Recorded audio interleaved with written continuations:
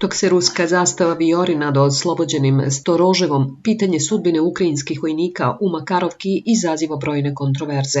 Pripadnici elitne 60. motostreljačke brigade Istok izveli su uspešnu akciju postavljanja ruske zastave u naseljenom mestu Storoževoje, čime su simbolično potvrdili kontrolu nad tim strateški važnim područjem na južno-donjeckom frontu. Ovo značajno dostignuće dolazi samo 2 dana nakon uspešnog preuzimanja kontrole nad ovim naseljem. Posebno interesantan aspekt ove situacije vezan je za obližnje naselje Makarovka, koje se nalazi u zaleđu Storoževog. Iako je brigada Istok oslobodila Makarovku čak pre 2 nedelje, pojavile su se kontroverzne informacije o prisustvu ukrajinskih snaga u tom području. Portal Deep State je u više navrata izveštavao o navodnom prisustvu ukrajinskih vojnika u Makarovki, tvrdeći da su oni uspeli da se izvuku iz okruženja.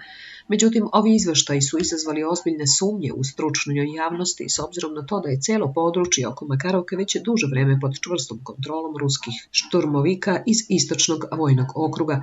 Ostaje nejasno ko su bili ti navodni ukrajinski vojnici i kuda su mogli da se povuku, imajući u vidu potpunu kontrolu ruskih snaga nad ovim sektorom.